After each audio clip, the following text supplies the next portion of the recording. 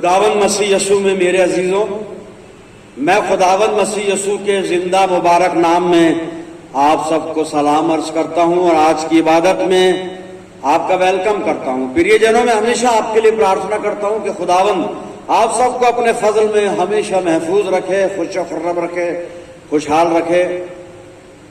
आज की अच्छी संगति के लिए परमेश्वर का धन्यवाद करते हैं। और आज जो कलाम का हिस्सा जिस पर हम मेडिटेशन करेंगे, मैं आपके सामने पढ़ने जा रहा हूं लूका रचित सुसमाचार 24 अध्याय 18 से 24 पद। The gospel according saint Luke chapter 24 verse 18 to 24। मुकद्दस लूका रसूल की इंजील 24वां बाब 18 आयत से 24 आयत आप अपनी बाइबल में देखें। यहां पर इस तरह से मरकूम है, फिर एक ने जिसका नाम क्लूपास था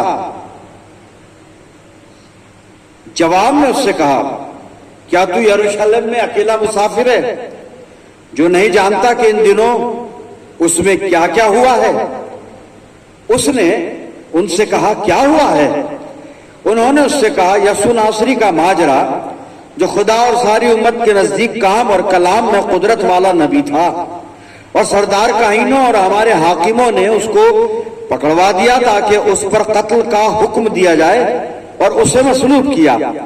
लेकिन हमको उम्मीद थी कि इस्राएल को मखलसी यही देगा।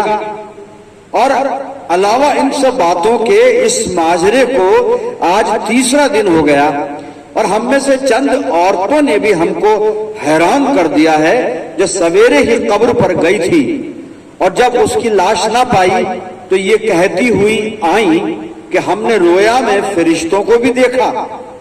उन्होंने कहा, वो जिंदा है।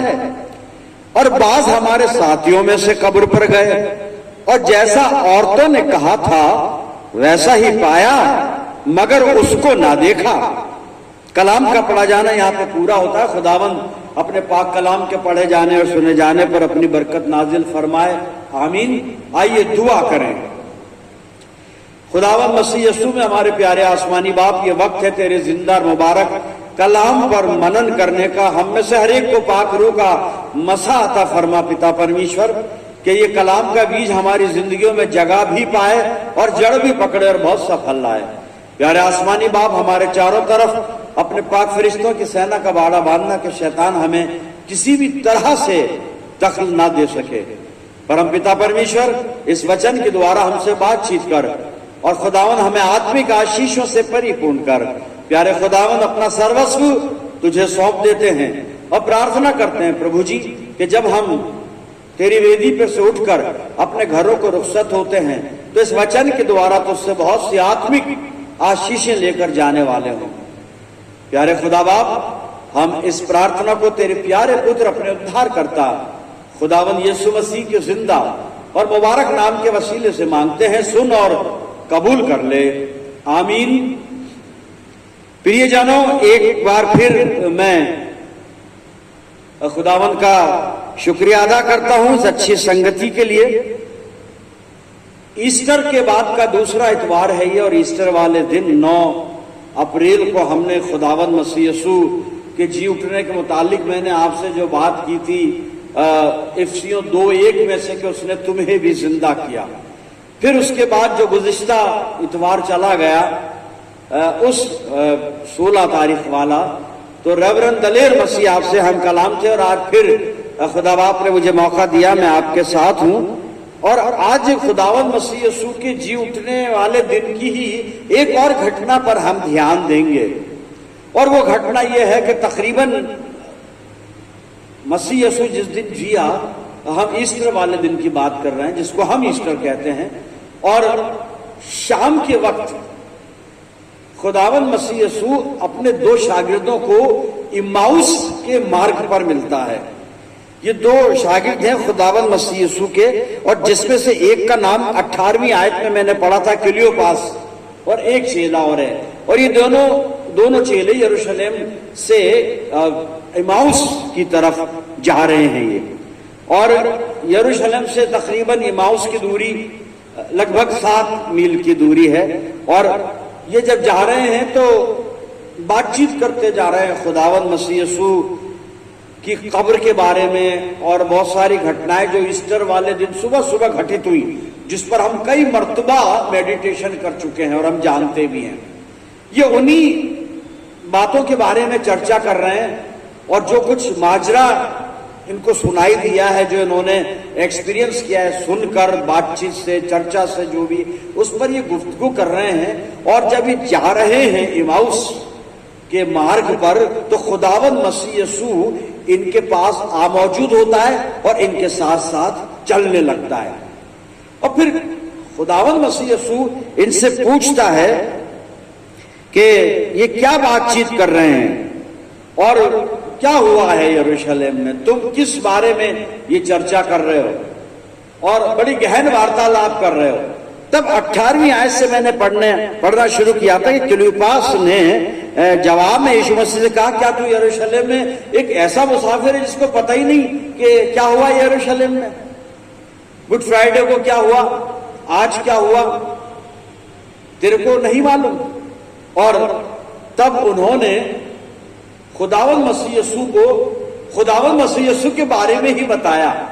और वो बताते हैं थोड़ा थोड़ा करके हर जगह से, जो हम बाइबल में देखते हैं। और उन दोनों शागिर्दों ने, खुदावंद मसीह यीशु साथ चल रहा है और यहाँ पे लिखा है कि वो मसीह यीशु को नहीं पहचाने नहीं। खुदावंद मसीह यीशु के शागिर्द हैं और अपने उस्ताद को नहीं पहचाने। वो वजह बताऊंगा क्यों नहीं पहचाने, लेकिन अब वो मसीह यीशु को संक्षिप्त में बताते हैं। यीशु मसीह, खुदावंद मसीह यीशु जानना चाहता है कि भाई तुम जो बातचीत कर रहे हो खुदावंद मसीह यीशु के मुतालिक और उसकी खाली कब्र के मुतालिक और दीगर विषयों पे जो तुम बात कर रहे हो क्या है। तो ये मसीह यीशु को नहीं पहचाने और उसको एक मुसाफिर समझकर उसको ये बता रहे हैं। और उन्होंने पहले तो बताया, जो लूका 24:1-9 में हम पढ़ते हैं कि वो बताते हैं कि भाई हम में से कई स्त्रियां भोर को कब्र पे गईं ताकि खुदावंद मसीह यीशु की लोथ पर, यानी डेड बॉडी पर सुगंधित दरवे लगाएं, लेकिन उनको वहां पर खाली कब्र मिली, मसीह यीशु की लाश नहीं मिली। हाँ, ये है कि उन्होंने दर्शन में फरिश्तों को देखा, उन्होंने बल्कि फरिश्तों को तो रूबरू देखा था उन्होंने, लेकिन ये तो इनका वर्जन है कि दर्शन में देखा, रोया में देखा। लेकिन वहां पे सचमुच में फरिश्ता तशरीफ फरमा था और उसने, फरिश्तों ने बताया औरतों को कि वो अपने कौल के मुताबिक जी उठाए, यहां पर नहीं है।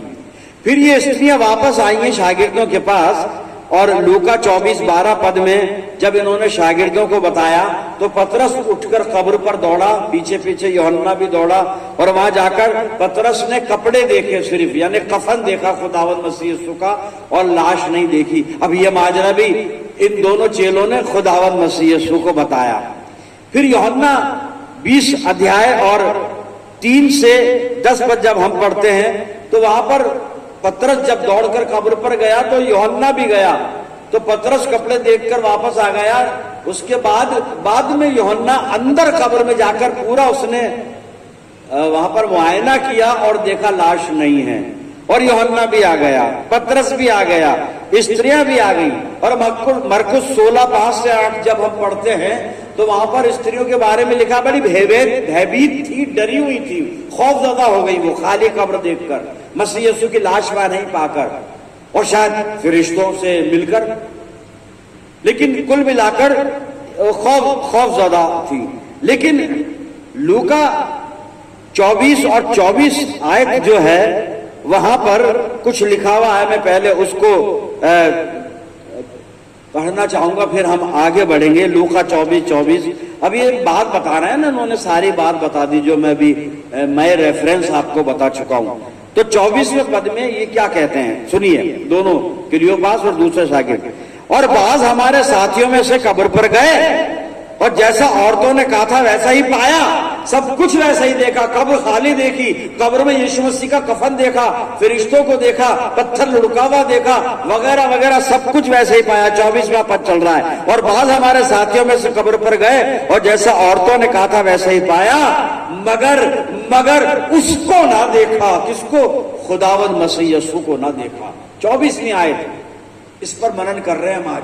सब कुछ देखा चेलों ने, सब कुछ देखा औरतों ने, खाली कब्र देख ली, कफन देख लिया मसीह यीशु का, फरिश्ते देख लिए, पत्थर लुढ़का हुआ देख लिया, लुढ़के हुए पत्थर पर फरिश्ते को बैठा हुआ देख लिया, सारी बातें हो गई साहब, सब कुछ देखा।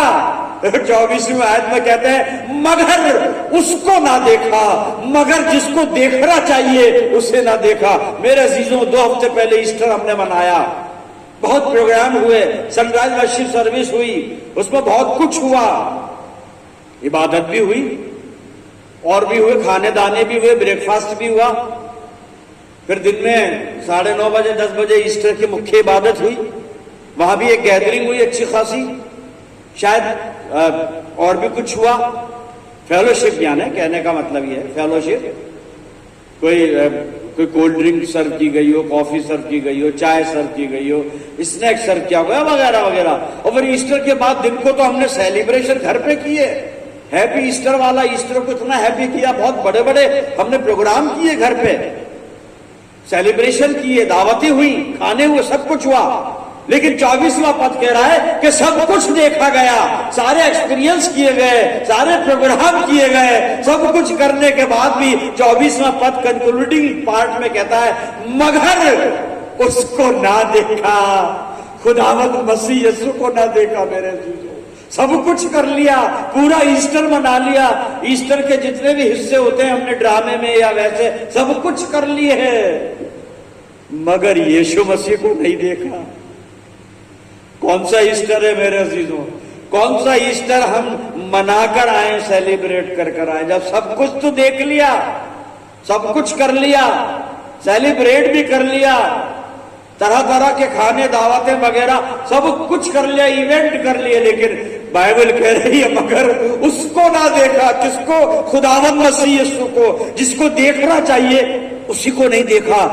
फिर कैसा ईस्टर है मेरे जी, कौन सा ईस्टर है? हालांकि इन चेलों में, इन औरतों में एक हैगी मरियम मगदलीनी जिसने यीशु मसीह को देखा, और इसके मुतालिक लास्ट ईयर मैंने सरमन दिया था, तो मैं उस बात को दोहराऊंगा नहीं अब। पर अब जो ये चेले यीशु मसीह से बात कर रहे हैं कि हमने सब कुछ तो सुना, सब कुछ देखा, पैशन वीक में बहुत अच्छे अच्छे प्रचारक बुला के सरमन सुन लिए, गुड फ्राइडे पे बाहर के प्रचारकों से 7 कलमे भी सुन लिए, उन पर मेडिटेशन भी कर लिया, बड़े अच्छी तरह से समझाया गया, अच्छी तरह से सब कुछ करा हमने, मगर यीशु मसीह को नहीं देखा। फिर क्या देखा जी? फिर कौन सा पैशन वीक, कौन से 7 कलमे, कौन सा ईस्टर, कौन सा गुड फ्राइडे? मसीह यीशु को ही नहीं देखा, फिर कौन सा ईस्टर? इन दोनों ने मसीह यीशु को नहीं पहचाना। क्यों नहीं पहचाना भाई? तुम तो चेले हो ना, क्यों नहीं पहचाना? बाइबल बताएगी। मैं एक हवाला पढ़ने जा रहा हूं, लूका 24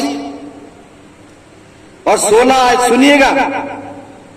लूका 24-16 आयत में लिखा है, मैं 15 आयत से पढ़ देता हूं तो समझ में आ जाएगी बात।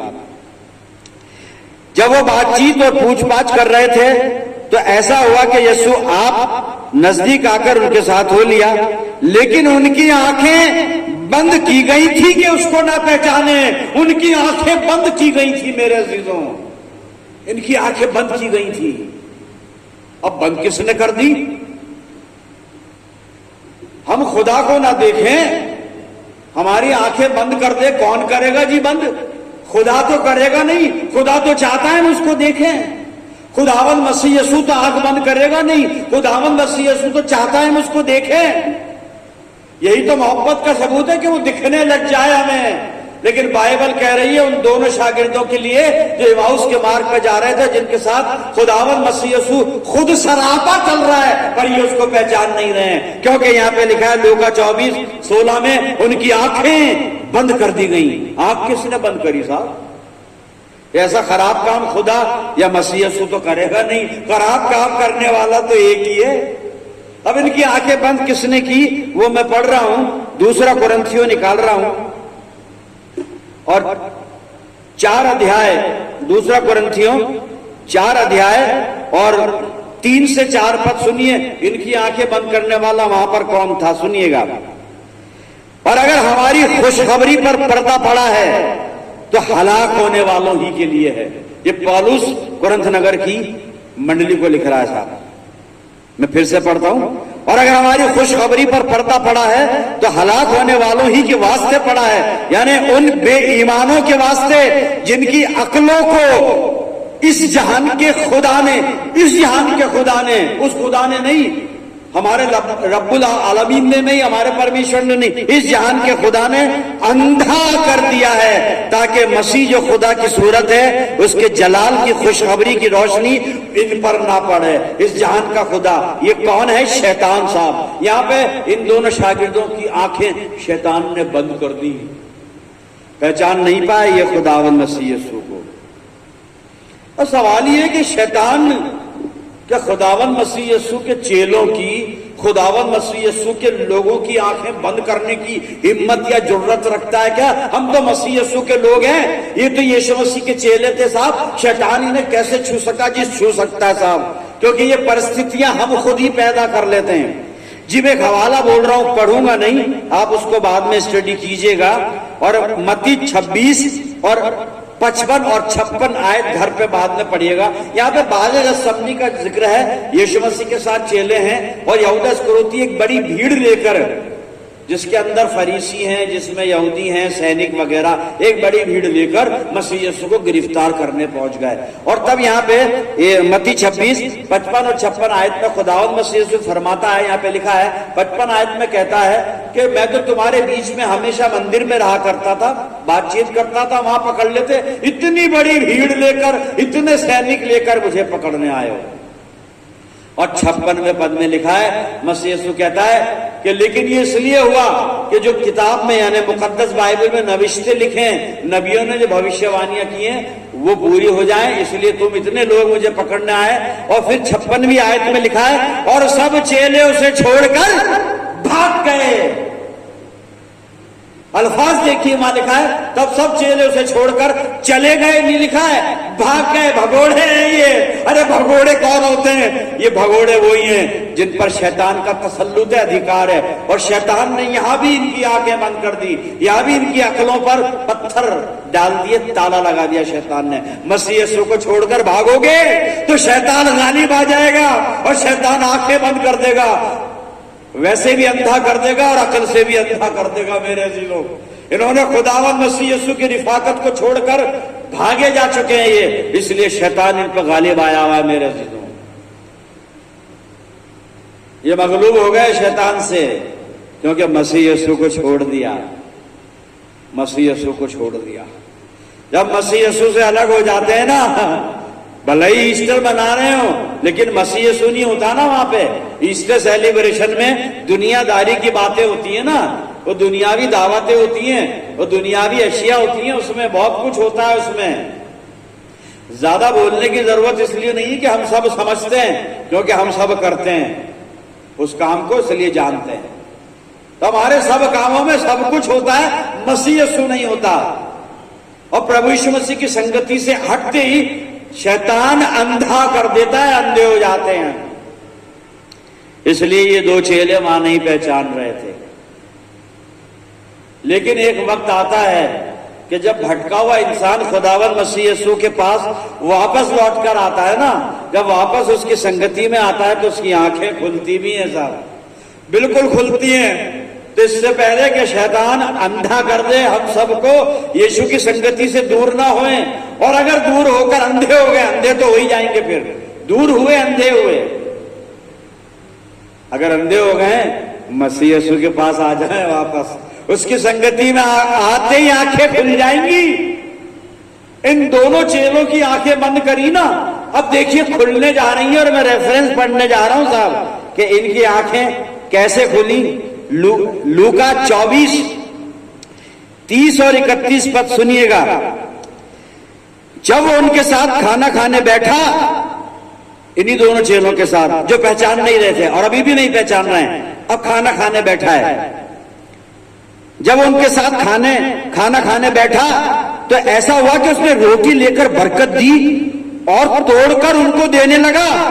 और इस पर लिखा है यहाँ पे, इस पर उनकी आंखें खुल गई। आंखें खुल गई साहब। अब यीशु मसीह की संगति में आंखें खुल गई। अब खुदावन मसीह यीशु के दस्ते मुबारक से रोटी लेंगे ना, आंखें खुल गई। अब प्रभु यीशु मसीह के साथ बैठे, आंखें खुल गई। यहाँ पे लिखा है कि आंखें खुल गई, ये नहीं लिखा है देखने लगे। देख तो पहले भी रहे थे, देख रहे थे और सब कुछ देख रहे थे, लेकिन कहते हैं हमने सब देखा, उसको ही नहीं देखा। अपन ने भी ईस्टर पे सब देखा, मसीह यीशु को नहीं देखा साहब। प्रभु यीशु को नहीं देखा, नहीं देखा तो आंखें खोलने की जरूरत है। खोलेगा कौन? खुदावंद मसीह यीशु खोलेगा। और कब खोलेगा? कब खोलेगा?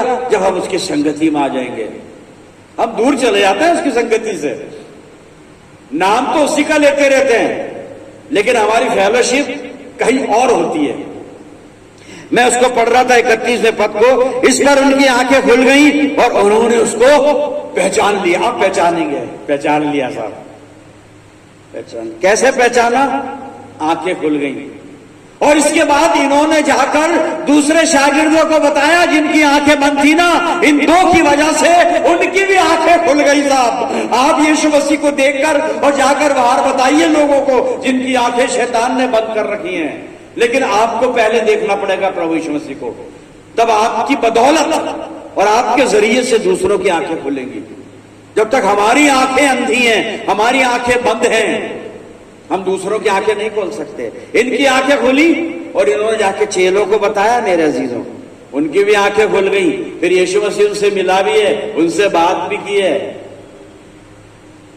ये यीशु मसीह की संगति का करिश्मा है कि बंद आंखें खुल जाती हैं, बंद अक्ल खुल जाती है, बंद समझ खुल जाती है और हम ईमान में देखने लगते हैं, खुदा को देखते हैं, खुदा के इकलौते बेटे मसीह यीशु को देखते हैं साहब, सत्य को देखते हैं, सत्य को जानते हैं। सत्य हमें आजाद करता है। यीशु की संगति सर्वोपरि है। खुदावन मसीह यीशु की फेलोशिप में बने रहिए, आशीषें मिलेंगी। आखिरी हवाला पढ़ रहा हूं मैं, यूहन्ना रचित सुसमाचार 14 अध्याय और इसकी 23 आयत सुनिए। प्रभु यीशु मसीह क्या कहता है अपनी संगति के बारे में, सुनिएगा। तब ये ईस्टर हमारी हकीकी जिंदगी में हकीकी मुबारक होगा। हम सिर्फ ऊपर ऊपर से हंसते रहते हैं, खुश हो जाते हैं, ये खुशी नहीं है, ये बरकत नहीं है। खुदा की बरकत दायमी होती है, इटर्नल होती है, कभी खत्म नहीं होती साहब जी। मैं फेलोशिप की बात कर रहा था कि प्रभु यीशु की संगति में बने रहिए। शैतान आप पे हावी नहीं होगा, शैतान आपको अंधा नहीं कर सकता, शैतान आपको लंगड़ा लूला टुंडा नहीं कर सकता, शैतान आपको बेकार नहीं कर सकता, बशर्ते हम उसकी संगति में बने रहें। जिसकी संगति का जो प्रतिफल है, जो आशीष है, वो पढ़ने में जा रहा हूं। यूहन्ना रचित सुसमाचार 14 अध्याय और 23 पद सुनिएगा। यीशु ने जवाब में उससे कहा कि अगर कोई मुझसे मोहब्बत रखे तो वो मेरे कलाम पर अमल करेगा, मेरे वचन पर अमल करेगा, वचन पर चलेगा, मेरे वचन का प्रैक्टिकल करेगा अपने जीवन में। और मेरा बाप उससे मोहब्बत रखेगा और हम कौन? यीशु मसीह और उसका पिता, हम उसके पास आएंगे और उसके साथ सुकूनत करेंगे, उसके साथ रहेंगे। संगति, फेलोशिप, खुदा भी साथ रहेगा, यीशु मसीह भी साथ रहेगा मेरे अजीजों। लेकिन हमें उसकी संगति में आना पड़ेगा, हमें उसके कलाम पर, वचन पर अमल करना पड़ेगा। जो कलाम वचन है उसको प्रैक्टिकल शेप अपनी जिंदगियों में देना पड़ेगा। आंखें खुल जाएंगी साहब। आंखें खुल गई, क्लियोपास की और उसके साथी की आंखें खुल गई और इन दोनों ने सबको बता दिया, सबकी आंखें खुल गई मेरे अजीजों। खुदा करे हम मसीह यीशु को देखने लग जाएं, परमेश्वर करेगा। खुदा हमारी रूहानी आंखें खोल दे, तब जाके जो 2 हफ्ते पहले ईस्टर मनाया हमारे लिए happy happy happy happy Easter हो जाएगा। ये बड़ा दिन और ईस्टर ये तारीखों के साथ नहीं होते हैं, और रोज हमारा बड़ा दिन है और रोज हमारा ईस्टर है साहब। ईस्टर चला नहीं गया क्योंकि खुदावंद मसीह यीशु जिंदा और मेरे साथ सुकूनत करता है। वो कहता है ना, हम सुकूनत करेंगे ना, रहेंगे उसके साथ। प्रभु मेरे साथ है, प्रभु हम में से कईयों के साथ है, इसलिए ईस्टर है हमारा। आज भी ईस्टर है और ईस्टर ही ईस्टर है क्योंकि हम जी उठे हुए खुदावंद मसीह यीशु के लोग हैं मेरे अजीजों। खुदा करे हम पिता पुत्र की संगति में हमेशा बने रहें, हमेशा बने रहें। आइए दुआ करें। खुदावंद मसीह यीशु में प्यारे आसमानी बाप, धन्यवाद करते हैं आज के जीवित वचन के लिए पिता, जिसने हमें बहुत कुछ सिखाया और समझाया। और प्रार्थना करते हैं प्रभु हमारी आत्मिक आंखें खुली रहें कि हम अपने प्रभु यीशु को हमेशा हमेशा देखते रहें। आसमानी बाप, जितने लोग इस दुआ में मेरे साथ हैं, मैं इन सब अजीजों के लिए दुआएं खैर करता हूं कि तेरी शफकत, रहमत और बरकत का साया इन अजीजों पर हमेशा बरकरार रहे। हम सब मिलकर पूरे आलम के लिए दुआएं खैर करते हैं प्रभु, और प्रार्थना करते हैं पूरी दुनिया की आंखें खुलने पाए कि प्रभु यीशु मसीह के दर्शन कर सके। अपनी जिंदगियों को तेरे इख्तियार में देते हैं पिता, और इस दुआ को बड़े विश्वास के साथ, बड़ी दीनता नम्रता की आत्मा में होकर तेरे प्यारे इकलौते पुत्र, अपने उद्धारकर्ता प्रभु यीशु मसीह के जिंदा और मुबारक नाम के वसीले से मांगते हैं। सुन और कबूल कर ले, आमीन। अब हमारे खुदावन मसीह यीशु का फज़्ल, खुदा बाप की मोहब्बत, पाक रूह की रिफाकत और शिराकत हम में से हर एक के साथ, हमारी सब कलीसियाओं के साथ और तमाम ईमानदारों के साथ अब से लेकर हमेशा तक होती रहे, आमीन।